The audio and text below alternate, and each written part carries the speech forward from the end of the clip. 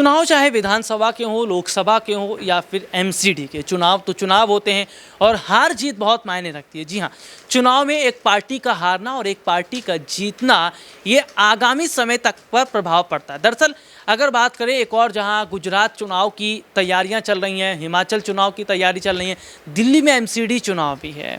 MCD चुनाव में क्या इस बार बीजेपी को बहुत बड़ा झटका लगेगा और क्या आम आदमी पार्टी एमसीडी चुनाव में बड़ी बढ़त बनाएगी? लेकिन एमसीडी चुनाव को ध्यान में रखते हुए बीजेपी 2017 का कार्ड खेल रही है। क्या है 2017 का कार्ड और 2017 का जो फॉर्मूला बीजेपी खेलेगी एमसीडी चुनाव में, क्या इसका फर्क देखने को मिलेगा?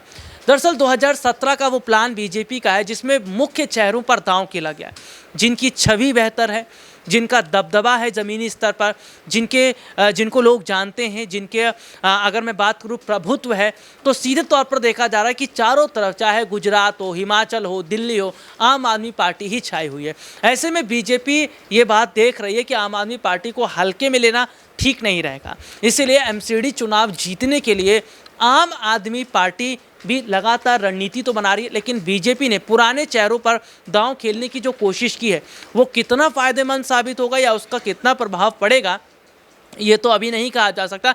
लेकिन सीधे तौर पर अगर देखें तो एमसीडी चुनाव इस बार आम आदमी पार्टी और बीजेपी दोनों के लिए बहुत ज़्यादा मायने रखेगा। क्रांति भी हमारे साथ जुड़ी है। क्रांति लगातार एमसीडी चुनाव को कवर भी कर रही है। क्रांति, एमसीडी चुनाव में क्या लग रहा है, इस बार बीजेपी कुछ बड़ा काम कर पाएगी? 2017 वाला फार्मूला है पुराने चेहरों पर दांव खेलना, या आम आदमी पार्टी उसका भी तोड़ निकाल कर बड़ी जीत हासिल कर लेगी? देखिए, अगर हम एमसीडी इलेक्शन की बात करें तो लंबे समय से जो है भाजपा का एमसीडी इलेक्शन पर कब्जा रहा है। एमसीडी में हमेशा से वो अपनी सरकार बनाती हुई नजर आ रही है। देखिए, दिल्ली की जनता भी यहाँ पर दो तरफा खेल खेलती है। जब विधानसभा चुनाव की बात आती है तो अरविंद केजरीवाल को आसानी से जीत दे देती है और वो भी भारी बहुमत के साथ में।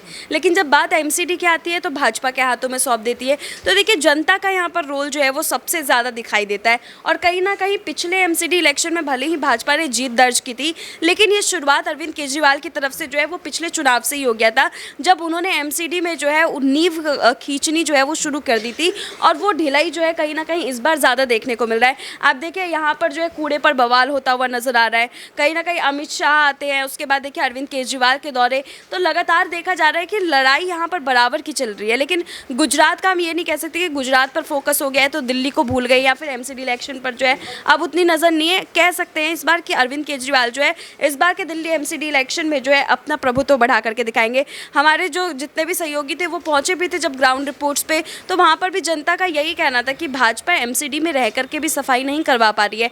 भाजपा कहां सड़कों को सुरक्षित कर पा रही है, कहां गलियों को सुरक्षित कर पा रही है। तो देखिए, कहीं ना कहीं ये सवाल जो है अब वो एक अलग ही जवाब देता हुआ नजर आ रहा है कि इस बार भाजपा के लिए कड़ी टक्कर जो है वो यहाँ पर अरविंद केजरीवाल की तरफ से देखी जाएगी और आम आदमी पार्टी इतनी आसानी से ये चुनाव तो नहीं जाने देगी। तो सीधे तौर पर देखा जा रहा है कि जो अभी के हालात हैं, जो अभी की स्थिति है, वो सीधे तौर पर ये बता रहा है कि बीजेपी के लिए तो चुनौतियां हैं, लेकिन आम आदमी पार्टी के लिए भी चुनौतियां लगातार और बराबर दिखती नजर आ रही है। एमसीडी चुनाव में इस बार किसका दबदबा रहेगा? हालांकि अपने दर्शकों को बता दें कि दिल्ली में आम आदमी पार्टी की सरकार है और जैसे हालात हैं ऐसा लग रहा है कि आम आदमी पार्टी इस बार एमसीडी चुनाव में बड़ी ज़बरदस्त जीत हासिल कर सकती है। आज के लिए इतना ही। आपसे फिर दोबारा मुलाकात होगी, तब तक के लिए इजाज़त दीजिए। नमस्कार।